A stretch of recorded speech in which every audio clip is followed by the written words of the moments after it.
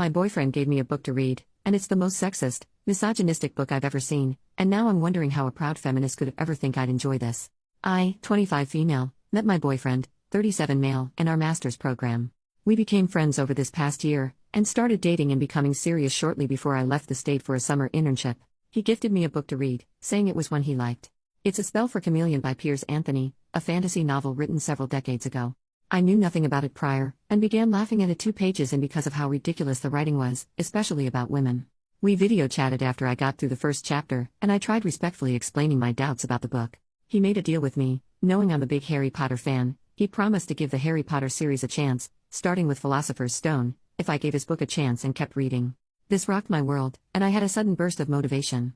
I'm on chapter 3, and I cannot stand this book. It is one of the most sexist and misogynistic texts I have ever had to read, and it honestly makes me feel like crap. Not to mention it's just poorly written all around, painfully spoon-feeding obvious symbolism, and excessively throwing in fantasy creatures and concepts that do nothing for the plot. The protagonist is a complete dillhole that I could not care less about, and as a reader, I don't want to follow him or anything in the fantasy world of Xanth. But of course, flat out telling my boyfriend those thoughts about a book he enjoys would be hurtful, and he has every right to have different preferences. I am shocked that he would recommend such a book to me though. He is a respectful and educated man, treating me very well, and identifying as a proud feminist. This recommendation was out of left field. Does he not remember how hurtful the author's writing on women is? Did he read it at a young age, and has since grown? I can't expect him to hold his end of the bargain and read Harry Potter, which is fine, especially if it means not having to put myself through Piers Anthony's poor excuse for writing ever again. I like my boyfriend a lot. How do I respectfully tell him why I cannot invest in this book anymore? It's important to me that he realizes the negative messages being suggested, but I want to do this without insulting his taste or making him feel at fault. Edit to add why the book is horrible.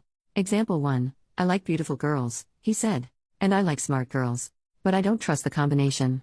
I'd settle for an ordinary girl, except she'd get dull after a while. Sometimes I want to talk with someone intelligent, and sometimes I want to, he broke off. Her mind was like that of a child, it wasn't really right to impose such concepts on her. Example 2. That's the point, he said. I like variety. I would have trouble living with a stupid girl all the time, but you aren't stupid all the time. Ugliness is no good for all the time, but you aren't ugly all the time either. You are variety. And that is what I crave for the long-term relationship, and what no other girl can provide. Example 3. All women are the same inside. They differ only in appearance and talent. They all use men.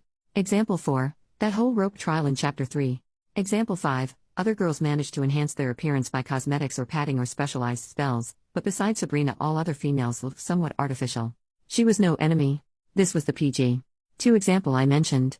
Example 6, there was much more of her he longed to see, and to touch, but that could come only after marriage. She was that sort of girl, and it was part of her appeal. The girls who had it didn't need to put it on casual display. PG. 3. Update 3 days later. I went through every comment, and took them all into consideration. Thank you all for your thoughts. We video chatted the other night, and the topic came up. I started by saying I liked him a lot and really do appreciate how much he's willing to share with me. He caught on to where I was going with this, and started laughing. Then I started laughing. And I realized how silly small of a thing this all was. I guess I didn't want to risk hurting his feelings. When the reason why I didn't like the book came up, I explained, and he totally understood. It's been at least a decade since he's read the book, and he can see where I would feel uncomfortable.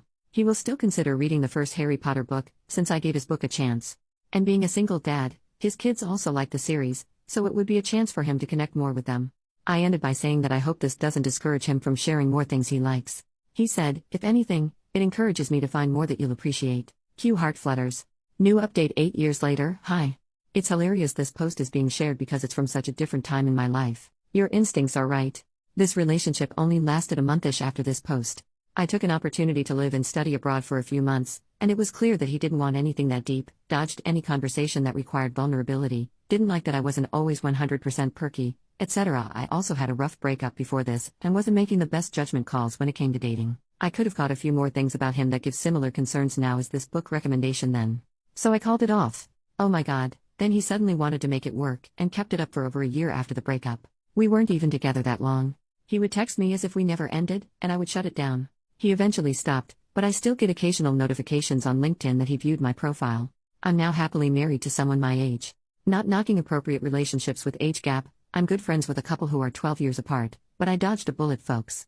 Thanks for giving me a good laugh with this flashback.